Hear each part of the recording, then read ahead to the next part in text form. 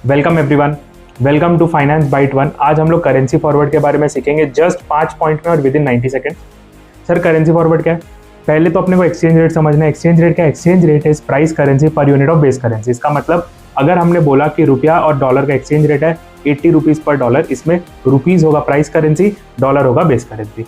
दूसरा, sir forward rate हमेशा discuss होता है बेस करेंसी के रिस्पेक्ट में। मतलब अगर कोई फॉरवर्ड को खरीद रहा है या फॉरवर्ड को बेच रहा है, इसका मतलब वो बेस करेंसी खरीद रहा है, बेच रहा है। इसका मतलब अगर हम बोल रहे हैं कि भैया 75 रुपया पर डॉलर करके फॉरवर्ड रेट है और किसी ने लॉन्ग गए हैं फॉरवर्ड में, तो वो डॉलर को खरीद रहा है, और कोई शॉर्ट कर रहा है फॉरवर्ड को तो वो डॉलर को बेच रहा है। ठीक है। तीसरा पॉइंट, फॉरवर्ड रेट का कैलकुलेशन हमेशा नो आर्बिट्राज प्रिंसिपल के ऊपर होता है। नो आर्बिट्राज प्रिंसिपल क्या है? ये सीधा सीधी बोलता है कि किसी फॉरवर्ड रेट ऐसे डिटरमाइन होगा कि कोई बंदा आर्बिट्राज प्रॉफिट नहीं कर पाए।